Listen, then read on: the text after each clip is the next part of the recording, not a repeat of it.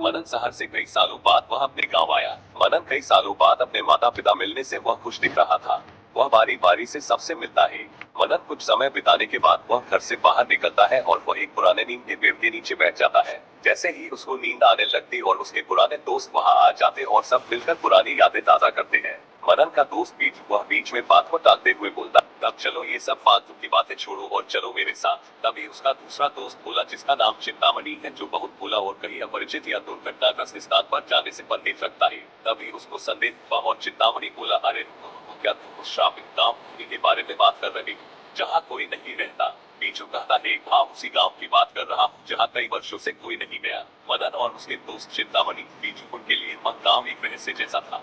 मनन और बीजू दोनों वहां जाने के लिए बहुत लालायित हो गए और चिंतामणि चिंता में था, क्या करूं क्या ना करूं, क्योंकि वह अपने गांव से 6 किलोमीटर दूर आ चुके थे और वह गांव से अब 3 किलोमीटर ही दूर था। आखिरकार उसे दोस्तों के साथ जाना पड़ा। और चलते चलते वो तीनों धुनी गांव के पास सूरपुर गांव में वहां तीनों मित्रों को मंजित नाम का व्यक्ति मिलता है और वह इशारा करते हुए पूछता है, कहाँ से आए हो भाई? ये है घने जंगल में क्या लेने आए हो? बीजू कहता है, हमने सुना है कि यहाँ पास में ही एक गांव है जो बड़ा रहस्यमय है, जहाँ कई लोग गायब हो जाते हैं।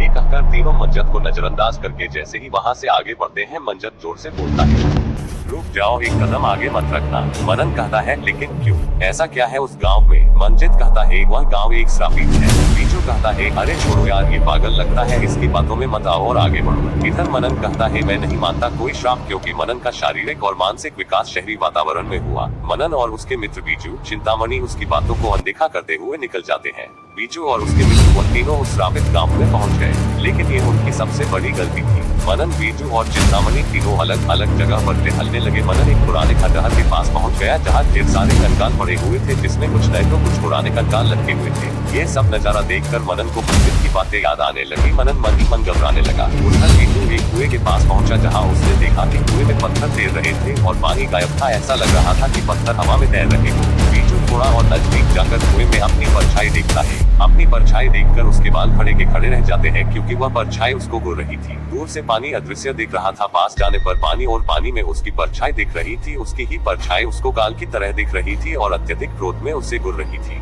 बीजू ये देखकर डर गया। बीजू 1-2 कदम और आगे बढ़ता है। उसे एक कुआं और दिखाई देता है जिसमें सीढ़ियां दिखाई दी और वह सूखा हुआ था। बीजू की नजर सीढ़ी के अंत में बने एक छोटे दरवाजे पर पड़ती है। वह उसे ध्यान से देखता। उस दरवाजे से अजीब सी आवाजें आती है, मानो कोई अंदर बुला रहा हो। बीजू अपने दोनों हाथ कान पर लगा देता है, क्योंकि वह आवाज उसे सुनाई नहीं दे सके। बीजू चुपचाप दबे पांव वहां से निकल जाता है। फेयरफुल और ऐसे दोनों उसी स्थान पर आ पहुंचे जहां चिंतामणि खड़ा हुआ था, लेकिन वहां पर उनकी किस्मत खराब चल रही थी। चिंतामणि वहां पर नहीं मिला। दोस्तों दोनों को पता था, लेकिन मनन वहां नया था, वह इन सब बातों से अनभिज्ञ था। बीजू और चिंतामणि, उन्हें तो पता था गाँव श्रापित है, लेकिन दोनों में इतनी जिज्ञासा थी, इसलिए वहां गए। अब मनन और बीजू चिंतामणि को ढूंढने लगे। ढूंढते ढूंढते शाम होने को आई थी। चिंतामणि का कोई पता नहीं चला। दोनों को अब सबक मिल चुका था। चिंतामणि कहीं नहीं गया, वह उस श्राप के प्रभाव से अदृश्य हो चुका था। वह उन दोनों के पास ही था और वह बोला, चिंतामणि की पीछे से आवाज आती है, मैं तुम्हारे पीछे ही खड़ा हूँ। कितनी देर लगा दी वापस आने में? दोनों पीछे मुड़कर देखने पर उन्हें चिंतामणि दिखाई नहीं देता है। वह दोनों और डर जाते हैं। बीजू बोलता है, चिंतामणि तुम हमें दिखाई नहीं दे रहे हो। ये सुनकर चिंतामणि भी बहुत डर जाता है। चिंतामणि कहता है, क्या मैं नहीं दिख रहा हूँ? चिंतामणि के हाथ पांव डर के मारे फूल जाते हैं और चिंतामणि और चिंता में डूब जाता है। क्या करूं क्या ना करूं, अब क्या होगा? तभी मनन को मंजित पर विश्वास होता है। उसकी बात याद आती है और उसने कहा है, मनन कहता है, ये सब श्राप का प्रभाव है। यदि हम सब इस श्रापित भूमि गांव से निकल जाए तो स्थिति सामान्य हो जाएगी। अभी ये सब श्राप का प्रभाव चल रहा है। और इस तरह तीनों मित्र उस गांव के बाहर डर के मारे लड़खड़ाकर दौड़ते हुए आ जाते हैं। तभी उन तीनों को फिर से एक बार मंजित मिल जाता है। मंजित ने उन तीनों मित्रों से पूछा, क्या हुआ, इतने घबराए हुए क्यों हो भाई? बीजू ने उस गांव की सब घटनाएं मंजित को बता दी। चिंतामणि गांव से बाहर आते ही सबको दिख रहा था।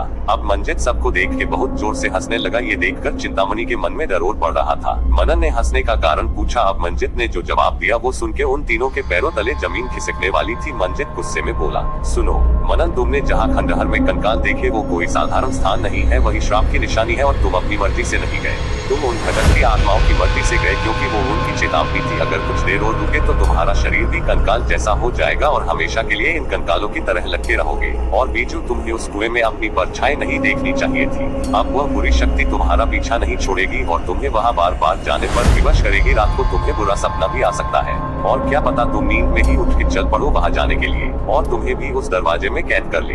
आज तक जितने भी लोग गायब हुए हैं वो वही कैद हो गए और वही मार दिए गए। मनन, तुमने जो कंकाल देखे वो उन्हीं के, और चिंतामणि को उन आत्माओं ने गायब किया। यदि तुम तीनों रात के समय जाते तो शायद ही वापस आ पाते। ये प्रभाव 1 सप्ताह तक रहेगा, तब तक तुम तीनों को सावधान रहना होगा। गांव का रहस्य जानकर तीनों के रोते खड़े हो गए और दोबारा उस गांव की तरफ नहीं देखा, और तीनों पर श्राप का असर 1 सप्ताह तक रहा और वह श्राप से मुक्त हो गए। दोस्तों, यदि आप जानना चाहते हैं कि टूनी गांव श्रापित कैसे हुआ और क्यों, किसने किया, इसके पीछे का कारण जानने के लिए मेरे चैनल को सब्सक्राइब करें। दोस्तों, यदि हॉरर स्टोरी पसंद आई है तो लाइक करें और समझ आए हो तो चैनल को सब्सक्राइब करें और